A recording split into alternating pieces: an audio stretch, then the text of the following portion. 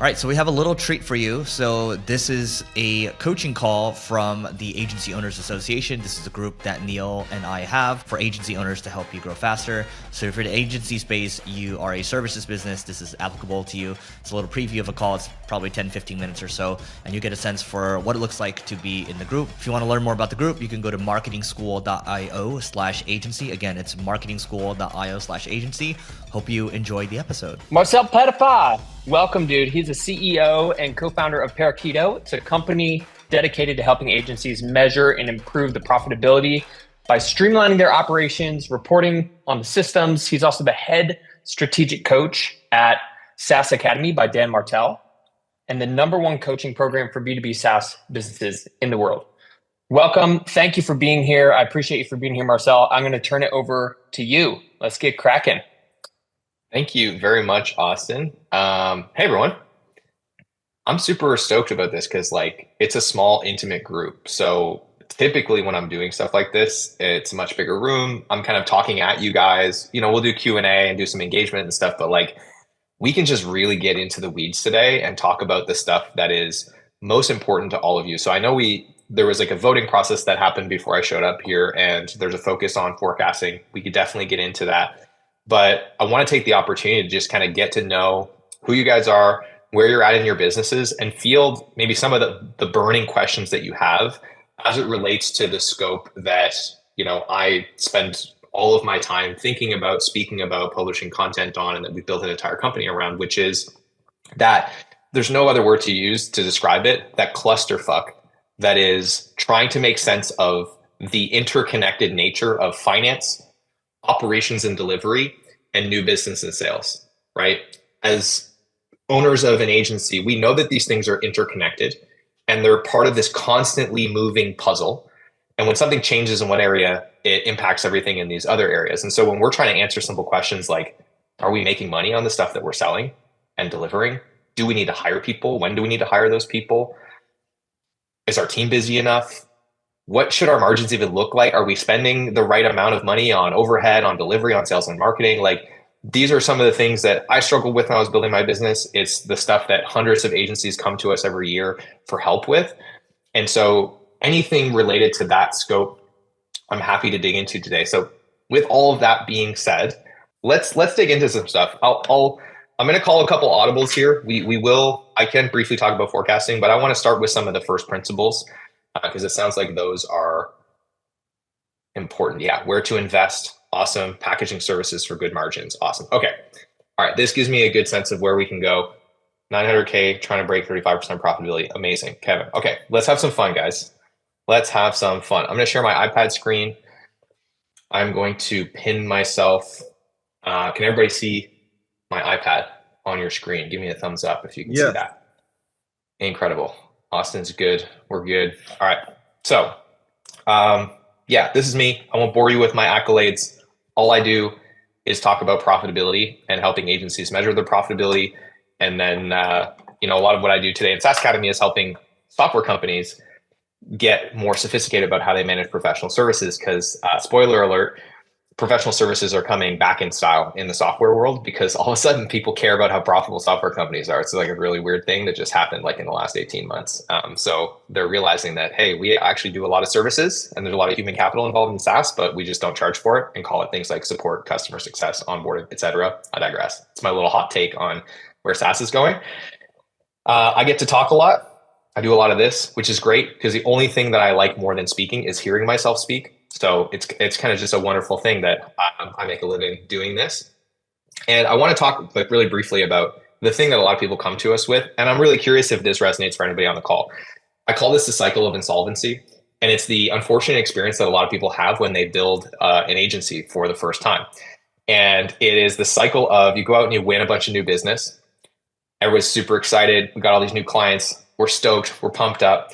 And then all of a sudden your team starts to go, oh shit, there's so much work to do. We're so overwhelmed. We need help. So you're like, okay, no problem. Founder mode. Let me put my cape on, roll up my sleeves. Let me get in to the weeds here and help my team through this, because there's a lot of new clients coming on. And then maybe you're in this mastermind group, or you're talking to your coach and you're like, oh shit, I'm in the business. I got to be working on the business, right? So, okay, let me go hire some people, get back out of the weeds so I can keep building the business. So you go hire a bunch of new people. you're not really selling as much because you're in the weeds doing client work, you're recruiting, you're hiring, you're training, you're onboarding. Your profitability drops because now you take on all this new payroll, but you don't have as much sales coming in. You finally get these people trained up and ready to go. You lift your head up and you go, oh shit, we need more work to keep these people busy. Our cash flow is not that great. You go back to selling. It works. Awesome, because you're really good at what you do. And then all of a sudden, the same problems start catching up to you. And here's the crazy thing. I've talked to agencies that have gotten to 10, 15, $20 million in revenue, and they're still caught in this cycle. And they start wondering, hey, are we ever going to outgrow this? Because that's what they always thought, right? It's like, oh, at some point, we're going to outgrow this, right? But they don't. And these problems keep catching up to them, and they just get bigger and bigger and bigger. And it's even in some cases so bad that they start making less money the bigger they get. So I literally had a client that we worked with. They went from $1 to $3 million in revenue in 18 months. The founders were making less money at 3 million than they were at 1 million. And I remember speaking to them and they're like, dude, we don't even understand how this is possible. How could we have more revenue, more clients, be busier than we've ever been, and we're making less money? I don't get it, right? And the thing that's so frustrating about this is you might be having this experience of going to talk to your accountant, and your accountant gives you your P&L, and you're like, all right, so like, what's going on? Why aren't we making more money? And they're like, well, you have revenue coming in, you have a bunch of expenses going out, and you don't have a whole lot of profit left over. And you're like, all right, cool. Why? And they're like, well, your revenue is too low and your expenses are too high. And you're like, all right, dude, but like, what the fuck does that mean? Actually, like, what is actually the problem? Right? So if this looks familiar, the question is, why aren't we more profitable? Is it that we don't charge enough? Is it that we spend too much time doing things? Is it that our team isn't utilized? Is it that we spend too much on our team, that our payroll is just too high, we have too expensive of labor costs? Is it that our overhead is too high? Is it a combination of all of those things? And if so, to what extent is it each of them? And in what order should I be prioritizing those things? Right? These are the questions that we all end up looking at when we're trying to improve our profitability. But if you've ever tried to get to those answers, you know that in practice, it's really quite hard. So I'm curious, let me know in the chat, is any of this resonating with you? Have you kind of experienced this? Have you seen this movie before? Just want to know if we're in the right room. Peck says this is his life. Pat says absolutely. Rebecca's on board. Yeah. Okay, good. Well, at least a few of you hear where we're coming from with this. All right. So let's talk about this. I want to cover just like some of the first principles, the 20% of information that you need to know to get 80% of the insight into your business. And what I'll try to cover in the time that we have here, and we'll make this dynamic, we'll do some Q&A, of course, as we go through, is what are like the most important metrics that you need to track and the benchmarks that you need to aim for to be profitable. Then we'll talk about pricing. So how do you make sure when you're selling something, you're setting yourself up for success? And even if you can't predict the scope, right? So we had a conversation about scope creep earlier, right? You can try to prevent scope creep, but what if you just can't prevent scope creep? What if it's just inherently risky, the work that you're doing, right? How do we handle that? We'll talk about that. And then we can have a couple of discussions about first principles on forecasting as well. Let's do it. So a couple disclaimers. Everything I'm about to share with you is simple. That does not mean that it's easy. Isn't that true about business? A lot of things are simple in business, doesn't mean that they're easy, right? So you might figure out through this process that your delivery margin isn't very strong. That's a simple insight to get to. Doing something about it, not necessarily easy. So I wish that I could fix this. Unfortunately, I can't. But that's business. We all signed up for it. I think we all know what the drill is. So everybody on this call knows that hard things are going to be hard. And you signed up to do hard things because you know that you're a special human being. So that's all good. The second thing I want to make clear here is that we're in the business of accuracy, not precision. These are not the same thing. They're often in conflict with one another. And this is the trap that so many, especially people that come from a project management or a finance background, fall into, is they conflate precision and accuracy as being the same. But let me give you an example of this not being the case, right? If I was to ask you, hey, what's the weather going to be today? And you said it's going to be 73.4 degrees. Well, that's a very precise answer. But the more accurate answer might be, it's going to be between 70 and 78, depending on the time of the day and where you are in the city.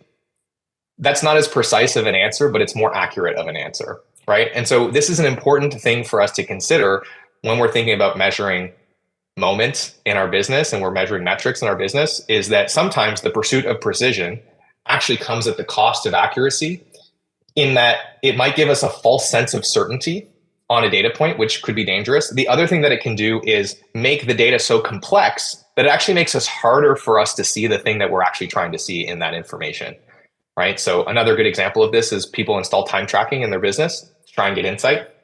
And then they're asking their team to track like the subtask within the task, within the deliverable, within the milestone, within the phase, within the, right? It's just like way too much detail. And then their team is like so confused and overwhelmed by this that they only put 30% of their time into the system. So while every time entry is very precise, as a whole, this measure of time is inaccurate. You see what I'm saying? Anyway, I'm not going to be on the soapbox for too much longer, but just understand we're in the business of accuracy. So you might notice that a lot of the things I'm going to share with you are very simple. That's by design. It's because we're focused on getting an accurate answer to a specific and important question. The last thing I'll speak to is our framework at Parakeeto for running the business is a management framework. We're not focused on tax. We're not focused on cash flow. Those are things that the finance department does. They're different jobs. They're important jobs. But like, this is the funny thing is I'll talk to a lot of agency owners and they're like, why do my P&Ls and my financial reports that I get from my accountant, why does it always feel like it's just not really the experience that I'm having in my business? And we double click on it and we realize like, oh, well, your accountant is focused on doing your taxes. And his job or her job, their job, is to lower your taxable income as much as possible. And there are a lot of things that they're going to do to accomplish that outcome that are actually in direct conflict with an accurate lens on what your business is actually doing. Because they want to make it seem like you're less profitable than you actually are. They want to put a bunch of your personal expenses through the business. They want so they're going to actually try to obfuscate reality. It's a different job, right? So understand that as we talk through this, I'm not here to make your tax accountant's job easier, et cetera. I'm here to talk about how do you, as the owner of the business, get numbers that help you make decisions and understand what's really going on. So those are some great questions in the chat. We're going to get to those. So those are some disclaimers. Let's talk about core financial metrics. Here are some things that you should know about your business, ideally on a monthly basis. And you probably won't get here by restructuring your P&L, but you should be able to calculate this stuff in a spreadsheet or just doing some quick math by looking at your P&L. The first metric is something that we call AGI. And this stands for, quick warning, my handwriting is not good. So you're really going to have to pay attention. Okay. I'm setting very low expectations. Agency gross income. See how bad that is? What is this even? This situation back here. The good news is if you take this, any kind of chicken scratch that I write on the screen during this session, if you take it to a pharmacy, they'll give you drugs. You might not know what you're getting, but they're going to interpret this as a script from your MD. That was a joke. You're supposed to laugh when I make jokes. Okay. So agency gross income. What is agency gross income? For a lot of you in this room, because you do digital, this is a very important distinction. It is revenue minus what we call pass-through expenses. Okay, so what are pass-through expenses? Well, basically it's money that you collect from the client that does not belong to you. So as an example, if I have a client that pays me $10,000 a month for Facebook ads, but I spend $8,000 a month on Facebook ads, that's not a $10,000 client. That's a $2,000 client to me. My agency gross income, the money that I keep, is $2,000 because $8,000 of that is pass through. It was Facebook's money all along. It just flowed through my business onto another business. Now, you might be marking up pass through expenses. That's excellent. That is flowing through to agency gross income. So what we're looking at is how much did we get paid? How much did we pay to an external third-party vendor that we're not responsible for that money? What's left over? That's our agency gross income. That's the true size of our business. That's the thing we want to be measuring profitability against. And this is critical because we're not making the separation and we have material pass-through expenses, then we might think our business is a lot bigger than it actually is. And just last week, we worked with a client. We did an audit on their business. They thought they were in a $6 million business. Turns out they have a $900,000 business, but their payroll was $2 million, right? So this lack of clarity meant that they were actually losing $800,000 a year because they had no idea how big their business actually was because this separation was not clear. So this is really important and it's material. So step number one, be able to isolate your pass-through expenses to measure your agency gross income. Everybody good on this so far? Yes or yes? Awesome. All right, we're following. I love the engagement. I appreciate it, guys. Okay, so question number one, how much money are we actually making? That's AGI. Question number two, very important question. What does it cost us to earn that revenue? Okay, so here's a big idea. The biggest challenge with a professional services business is that you have to spend money to earn your revenue, but it's not necessarily clear ahead of time how much it's going to cost you to earn that revenue, right? So if you're Apple, you make an iPhone, you know what it costs to make an iPhone. You have all these components, they go through a very regimented process, right? It costs us $100 to make an iPhone, we sell it for $1,000. But in an agency, the majority of the cost of earning your revenue is the amount of time it takes you to do something. And you might be able to predict that, but you might not. And it might fluctuate over time. So it's very important that we isolate what is it actually costing us to earn our revenue. And the other way to think about this is what do we have to spend to get the promise that was made to the client delivered so that this agency gross income actually belongs to us on a contractual basis. So the way that we do this is we isolate the payroll costs that are allocated to delivery. So we look through our team, we go, whose job is it to do work for clients? The SEO specialist, the copywriter, the backlink builder, the designer, the project manager. Most of those people, 100% of their salary is a delivery cost. For some of us founders in the earlier days, we might be spending a considerable amount of our time still doing client work. So we might say, okay, 50% of my income is going to be a delivery cost and the other 50% is going to go into overhead, which we'll talk about in a moment. So that's the major thing to consider here. The second thing to consider here is shared delivery expenses. So you might be using Ubersuggest, you might be using Adobe Creative Cloud. Like there's all kinds of software that you have to bring to the job every day, just like a plumber needs to bring a tool bag with a bunch of tools. So those are usually going to make up anywhere from 4 to 6% of your agency gross income. You need to include those delivery costs here as well. And so the objective here is you want to keep your delivery costs under 50% of agency gross income so that the margin in the middle here is 50% or higher. And this is called delivery margin. Okay. This, if there's one thing you take away from this entire presentation, please let it be this. Delivery margin, the single most important metric for the profitability of your firm.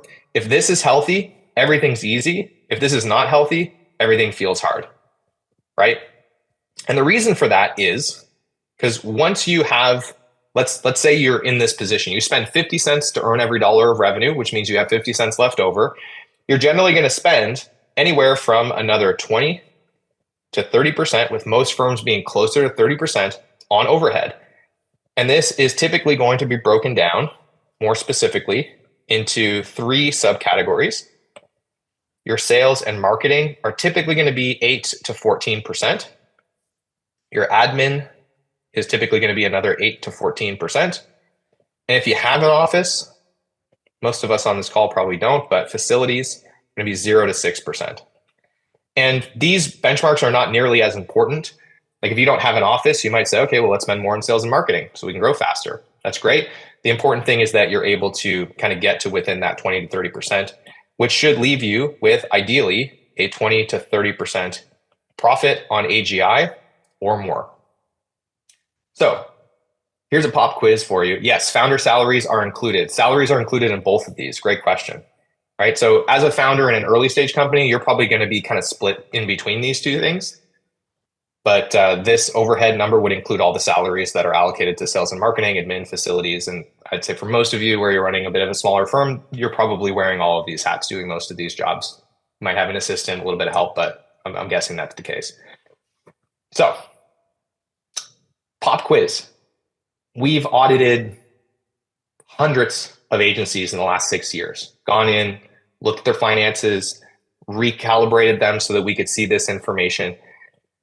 What percentage do you think we've looked at that had an overhead problem, so their overhead was too high, versus had a delivery margin problem, their delivery margin was too high? What percent do you think had an overhead problem?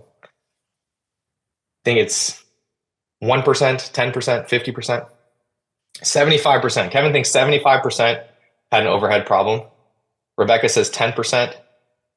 Austin says less than 25%. Pat says 20%. These are all good guesses. It's under 10%. Almost nobody in the agency space has an overhead problem. Like, I never audit an agency, and I'm like, yes, good job, Rebecca, you get a gold star. I almost never go in and audit an agency, and I'm like, geez, you guys give everybody $900 Aeron chairs? Wow, you guys are doing catered lunches every day? Everyone's cruising around on Segways. Like, no, this isn't Google, right? Agency owners are typically pretty good about keeping their overhead costs lean. They don't have crazy lavish offices. They typically don't overinvest in overhead. The handful of times that I've seen this, it's usually a firm that they got really big and hired a bunch of C-level management, and then they had a slowdown in sales. So they had to do a bunch of layoffs, but they laid off all of their producers, and then they just ended up being super top heavy. That's pretty much the only time that I see this being an issue. 90+% of the firms that we work with, their issue is right here. Their delivery margin isn't high enough. Therefore, there's no oxygen in the business. And if it does look like their overhead is struggling, when we correct this, it fixes the overhead problem. So most of the time when we help agencies improve their profitability, they don't have to make any cuts to overhead. They generally don't have to increase their prices. They can, but a lot of times that's not even really necessary. They often don't have to hire any additional people. They may not even need to increase the number of clients that they have if they do a lot of monthly recurring work. And I'll explain how that works here in a moment if you guys are interested. So so far, are we tracking? Do you guys want to learn about how basically the only 3 ways that you can increase delivery margin and then give yourself the option to either spend more on overhead, have more profit come through, basically do whatever you want? If you're an agency owner and you want to grow faster, check out the Agency Owners Association that's hosted by my podcast co-host, Neil Patel, and myself. And we have other agency owners that are doing 8 figures a year. They were doing 9 figures a year. They sold their business for hundreds of millions of dollars, and they're going to share their experiences with you. There's a whole host of other benefits. And the cool thing is that there's a 7-day free trial, and you should check it out now because we're going to take the prices up. So just go to marketingschool.io/agency to learn more, and we'll see you inside. Pricing. Can hire Airbnb employees, remove myself? Yeah, great question, Pat. We'll get to pricing after this. So we're going to do the 3 levers, and then we'll talk pricing, because pricing is definitely a big lever.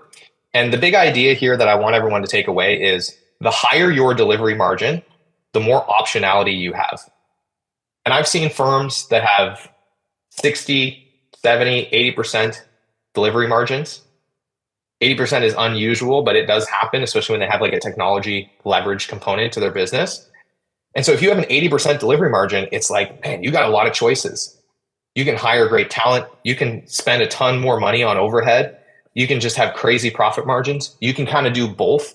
So what I want for all of you is to have really, really strong delivery margins. So you get to choose what you want to do with your business, and it's happening for you, not to you. So we're going to skip through this example here. Let's talk about the 3 levers to improve delivery margin. All right. So if we want to improve that metric, what are the 3 things that we need to focus on, and how do we control them? And this is really quite simple. Let's go back to the formula for this. So the formula for delivery margin is AGI over delivery, or minus delivery expenses over AGI. So as an example, if I made $1 million in agency gross income and I spent $400,000 on payroll and salaries, et cetera, for delivery and shared delivery expenses and all those things, and I had $1 million in AGI, I would have a 60% delivery margin. All right, so that's how I do the math on this. Now, the question is, how do I improve this metric? You go and do this quick math and you're like, hey, my delivery margin is not that high. How do we improve this? So the simple answer is, well, we either lower what we spend to earn our revenue, or we earn more revenue without increasing what we spend to earn it. Okay, thanks, Doc. That's helpful. How do we do that, right? So 3 metrics that you can start paying attention to. Before I go through these, here's what I love about them. You don't need to rely on your accountant. They're really cheap and simple to measure. And you can use them to look at all kinds of different vectors in the business. So horizontal vectors, which would be things like different time horizons. I want to look at my daily, weekly, quarterly, monthly, yearly value for this. But then also vertical slices. So I want to look at a single client or project, or I want to look at a group of clients and projects, or a specific service that we sell, or a specific department within the business. So all of those slices become available to you to the extent that you can get the simple inputs that are required for each of these metrics. So that's the reason I love these so much, and they're real simple. So let's start with the first one. It is ACPH, and that stands for average cost per hour. Okay. So average cost per hour is the proxy for delivery expenses. Basically, the question that it answers is, what is the average cost of an hour of labor in a given area of the business? The way that we calculate average cost per hour is we take the payroll, fully loaded payroll, so that includes benefits, 401k, matching, like all that stuff, and we divide it by capacity. And this formula applies to one person, or it could apply to a group of people. So if you wanted to just take like all of your payroll, let's say you had 10 people on the team, and each person, you were hiring them full time, so 2,080 hours per year, then you would divide $1 million by 20,800, and that would give you an average cost per hour of $48 an hour. So this metric, it's the same whether you're looking at one person or 10 people, and that gives you a sense of, okay, what is the average cost of an hour of labor in our business? So to the extent that we can lower this, what we can start to do is actually spend less on payroll and earn the same amount of revenue. And so the big idea here is, if you start measuring average cost per hour on different types of work that you do, you might see these opportunities where it's like, hey, I've got this person that is like really expensive, like a senior strategist, doing stuff that someone way less expensive could be doing. Like, why is my senior strategist writing follow-up emails to clients after strategy calls when I could just have like an assistant out of the Philippines that costs $10 an hour doing that thing? And to the extent that you can start displacing time from expensive people to less expensive people, then what happens is, when it comes time for you to hire your next 2 or 3 people, instead of each of them costing you 100 grand, one of them might cost you 100 grand, and then the other 2 cost you significantly less than that. So what you start to see is a separation between the rate at which your income grows and the rate at which your delivery expenses grow. And they start to grow separate from each other. Your margin increases over time. And for a lot of you that are early days, I bet you're using a lot of freelancers. And that's awesome, because there's even less latency here, where if you can lower your average cost per hour, you just start hiring cheaper freelancers, and then you start to see this benefit a lot quicker. So that's the first main metric, and it's really a proxy for lowering your delivery expenses. And this is the thing I like about this is you can start focusing at kind of a more granular level. And this is sort of the leading indicator, where if you can see your average cost per hour coming down over time, then you'll see your delivery expenses grow at a slower rate than your revenue as you scale. Is this checking out? Are we understanding this? Kevin likes it. Pat likes it.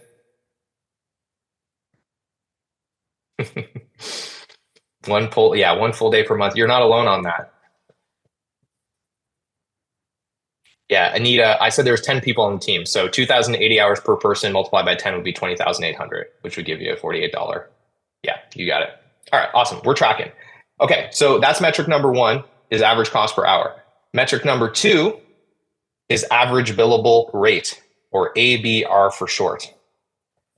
Average billable rate. Now, when I say this word, often the reaction I get from people is, oh, I don't sell hours, so I'm going to stop listening now. That would be a mistake. Because the thing is, average billable rate doesn't care about your billing model. In fact, what I love about this metric is it allows you to compare everything that you sell, even if some stuff is hourly, some stuff is value price, some stuff's retainer, some stuff's project, some stuff is percent of ad spend, some stuff is some weird combination of getting paid in Bitcoin and, I don't know, Dogecoin and something else. Doesn't matter. All average billable rate cares about is 2 things. How much AGI did we collect from the client, right? We defined that earlier here.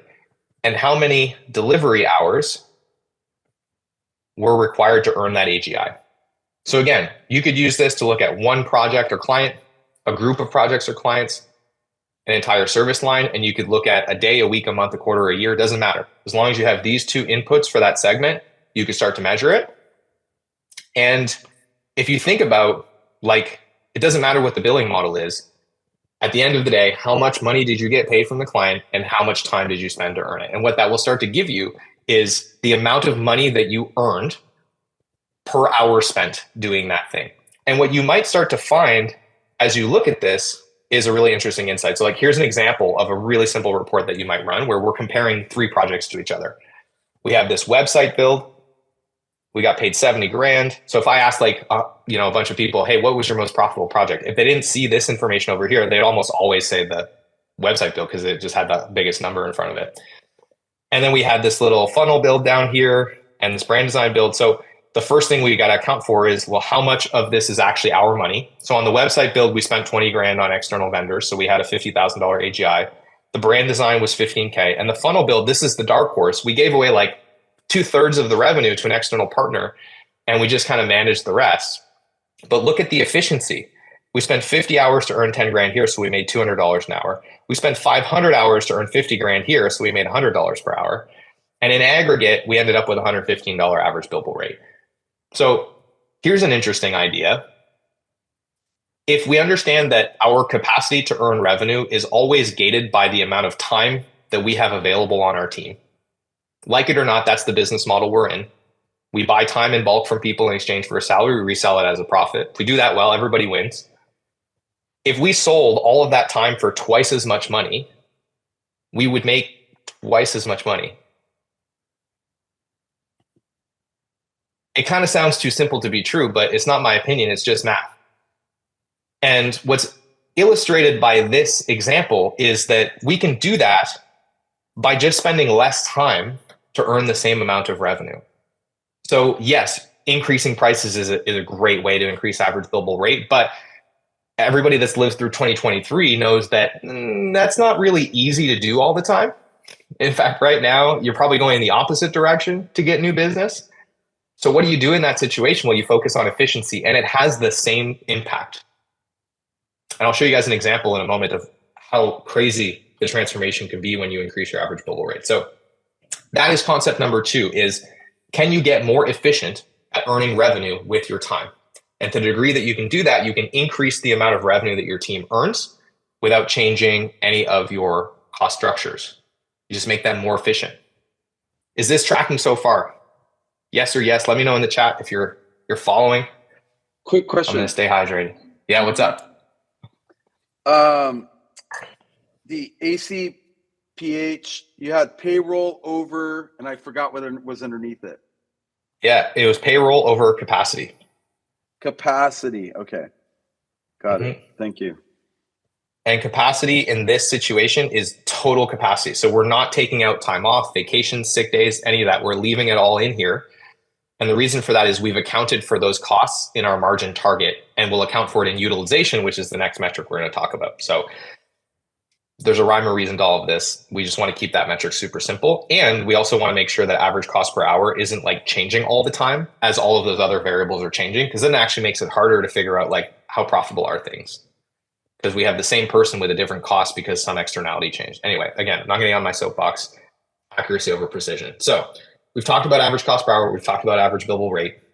The last metric, some of you might get hives when I say this. For the Star Wars nerds in the room, this is the dark saber of agency metrics.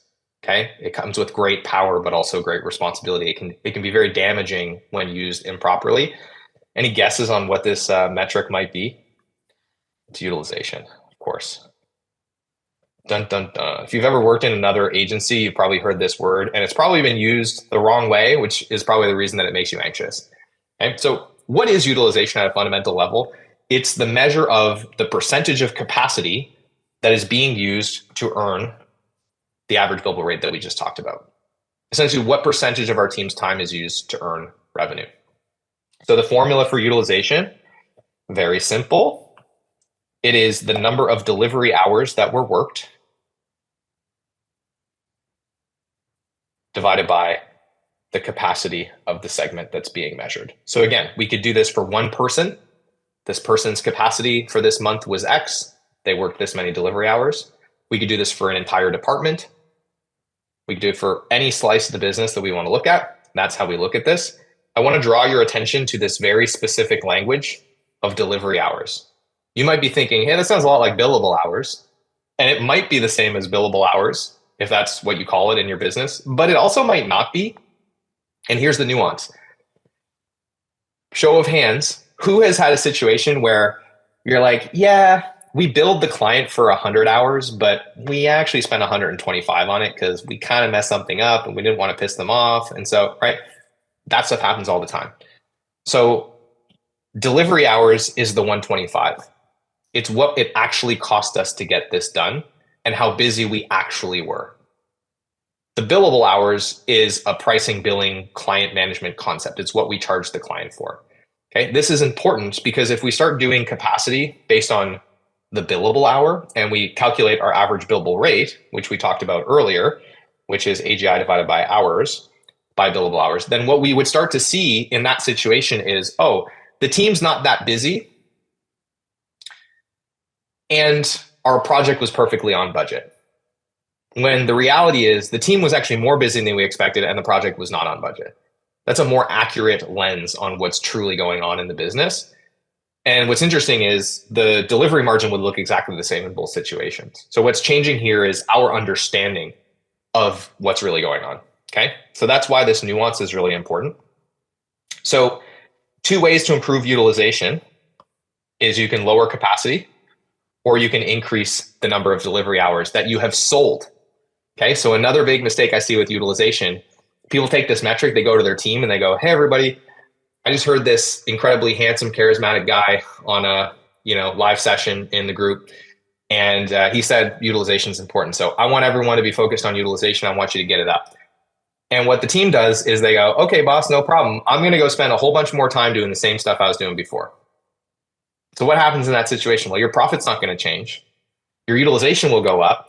But if we remember the math on average billable rate, which was AGI over delivery hours, all we're going to see is a directly proportionate trade between utilization and average billable rate. This will go down because this number of delivery hours will go up and our utilization will go up and our profitability won't change. So there's no benefit to that whatsoever. I never encourage people to use this utilization metric with their team. This is a management metric. This is a metric that gives you feedback as the owner of the business and as the manager of the business on how good of a job am I doing of balancing the capacity that I have on my team to the amount of work that's required, and making sure that I'm using a good share of that team's capacity to earn revenue. That's the big idea. So real quick, some benchmarks on this. And I'm happy to share these slides. And of course, this is being recorded, but screenshot away if you want to. When we look at this on a weekly basis, pure producers, so this is like designers, copywriters, etc., engineers, the people that really come in and like pretty much all they do is client work, we generally expect them to be at about 75% or more. So this is 30, 32 hours. And in some cases, you can get them up to 34, 36 hours a week. The main determinant in terms of how high you can get someone's utilization rate without them getting super burnt out is what I call client dilution. So if, for example, I've worked with engineers that are writing software. They work on the same project every day for like a year.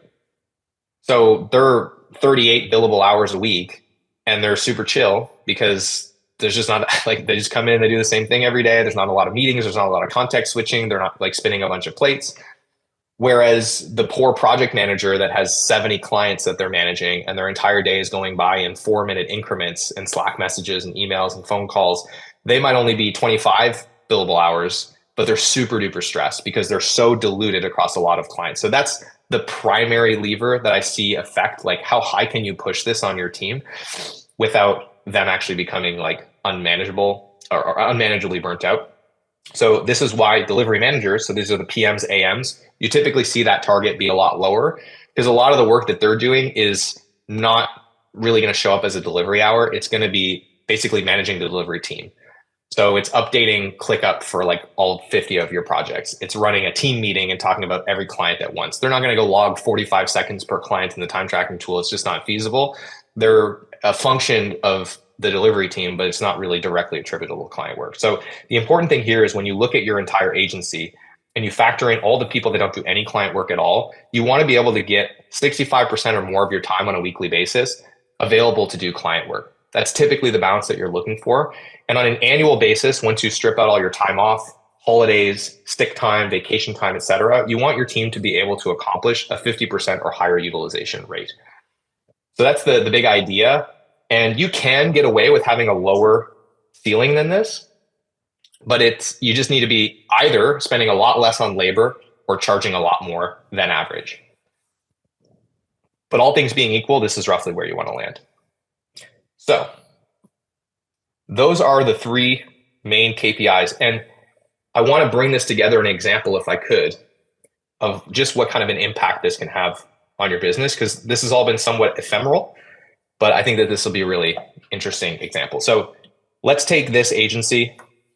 They've got 100,000 hours of capacity. So this is roughly 50 people. They spend $3 million a year on delivery costs, and their overhead is about $1.5 million a year. Okay. Have you ever wanted to target a bunch of accounts on LinkedIn at once and personalize them? Well, previously you couldn't do this. Let's say you wanted to target 500 enterprise companies and you wanted to hyper personalize those ads. You can do that now. And LinkedIn has confirmed with us that nobody else can do this right now. Only we can do it. The product is called Carrot. That's Karrot, and it's Carrot account-based marketing. So if you go to carrot.ai, you can go learn more about it, and we'll see you on the other side. So let's go through a couple of different examples. In situation one, they have a 50% utilization rate and a $100 average billable rate. So in other words, 50% of their 100,000 hours get used for client work. So it's 50,000. And then for every hour that they work across all the different stuff that they did, on average, they earned $100 per hour. So if everybody's good at math, how much money could this agency make if they achieve those two targets? 50,000 multiplied by 100. There's gold stars up for grabs. Rebecca, I know you like the gold stars. $5 million. Awesome. Austin was on top of it. Okay, so this agency can earn $5 million. Pretty cool. Now they're going to spend $3 million to earn that $5 million, because that's what it costs them for all the delivery people on the team. So they're going to end up with a delivery margin of $2 million, which is 40%. And we heard earlier, we want to be closer to 50%. So this is okay, but it's not great. And then, if we recall, they're going to spend another $1.5 million to run the business, acquire clients, pay for admin, their lawyers, their billion SaaS subscriptions, etc. So that leaves them with $500K in profit, which is 10%. So that's pretty average. That's like what most agencies are doing, about 10% net profit. But I don't know about you guys. If I made all the sacrifices, the blood, sweat, and tears, took on all the risks to get to 5 million, I would want a little bit more meat on the bone than this. It's not super interesting.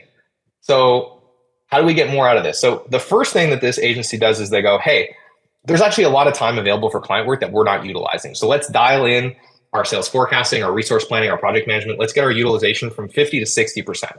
Okay. So now instead of spending 50,000 hours earning revenue, they spend 60,000 hours earning revenue. They don't do anything to average billable rate. That just stays exactly the same. They just sell a little bit more work. They get their team a little bit busier. Pop quiz, how much more revenue can this company earn now? 60,000 multiplied by 100. It's $6 million. So nothing else has changed. So their delivery margin is now $3 million. That's 50%. And their profit is now $1.5 million. That's pretty cool, which is 25%. Okay, things are getting a little bit more interesting now. But we're not done. We're high performers in this room. We want to take this a step further. So we're going to keep utilization where it is, and then we're going to get our average billable rate up to 125. Maybe we do a couple pricing tweaks, but let's say a lot of this is actually just getting more efficient. We find better ways to get things done. We develop some templates, some systems. That's right, Kevin, man, you're ahead of the game. The gold star for Kevin. Can we get him a gold star in the chat? $7.5 million now this agency can earn. Delivery margin goes to $4.5 million, which is 60%. But look what happens to profit. $3 million, which is a 40% profit margin. And here's what we haven't done. We haven't even talked about lowering average cost per hour. We haven't even touched our overhead spending, because you can see that by fixing this delivery margin issue right here, it took care of the overhead challenge. Overhead got more efficient. In fact, if I was advising this agency, I would say, hey, you might want to consider spending a little bit more on overhead so you can grow faster, because that's going to impact your valuation. And so that is the power of just even two of those three simple numbers on the agency's profitability, and how you can kind of use these building blocks to get an understanding of what the outlook is for your business as you make these tweaks. So those are some big ideas on the basics. Now, there's one thing that I promised you guys that I haven't gotten to, which is pricing. So I want to make sure that I get to that before we wrap up. Before I do that, is everybody tracking with this so far? Any questions on this before I move on to pricing? How much is it to hire you again? We could take that offline. It's an excellent question, Kevin. I'm not a big hard sell guy, but I'll give you an opportunity to get in the funnel. But I'm warning you, you'll never get out.